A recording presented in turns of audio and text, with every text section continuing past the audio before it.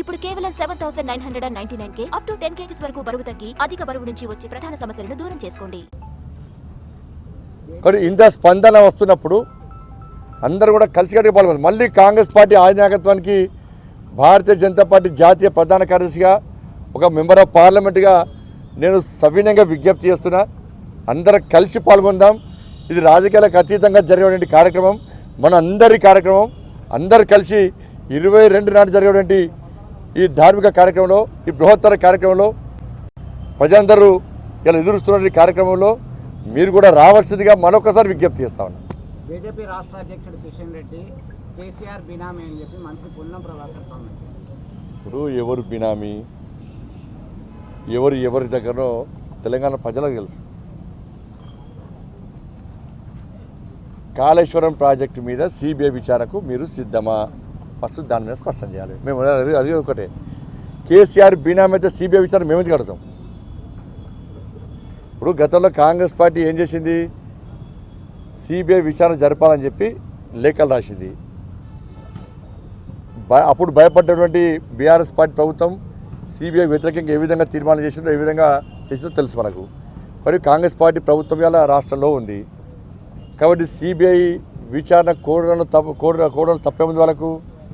ఇవాళ నిన్న chief justice లేఖ రాశారు, మేడిగడ్డ బ్యారేజ్ మీద మాత్రమే విచారణ జరపాలని చెప్పి.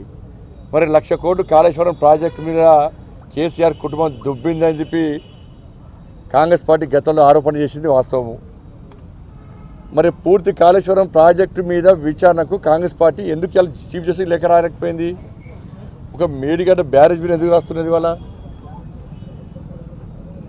మరి ద్వంద్వ విధానాలు ప్రజలు సహించరు. మరి బీఆర్ఎస్ పార్టీ అవినీతి మీద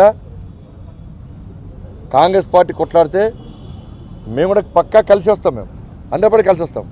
బీఆర్ఎస్ పార్టీ తెలంగాణ రాష్ట్రాన్ని దోసుకున్న పార్టీ, తెలంగాణ రాష్ట్ర ప్రజలను సర్వనాశనం చేసిన పార్టీ బీఆర్ఎస్ పార్టీ. తెలంగాణ ప్రజల బతుకులు నాశనం చేసిన పార్టీ బీఆర్ఎస్ పార్టీ. తెలంగాణ ప్రజల చేతికి చిప్పనిచ్చే పార్టీ బీఆర్ఎస్ పార్టీ.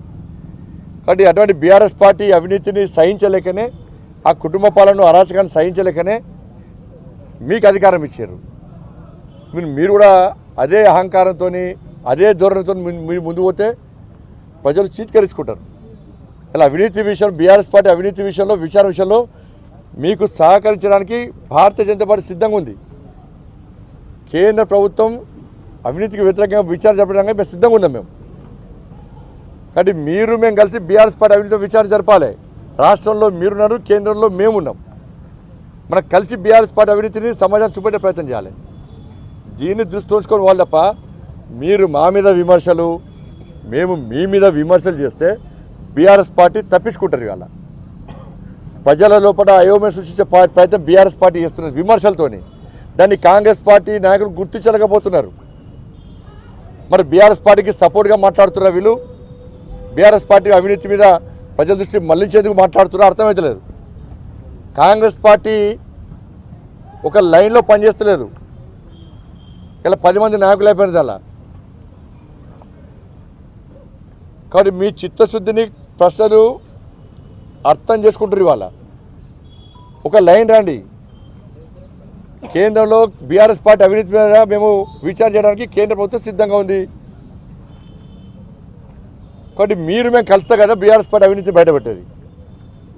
ఇవాళ మీ కాంగ్రెస్ పార్టీనే కొంతమంది ఆ విచారణ అంటారు, కొంతమంది ఈ విచారణ అంటారు, కొంతమంది కాళేశ్వరం మీద విచారణ అంటారు, కొంతమంది మేడిగడ్డ మీద విచారణ అంటారు, బ్యారేజ్ మీద విచారణ అంటారు.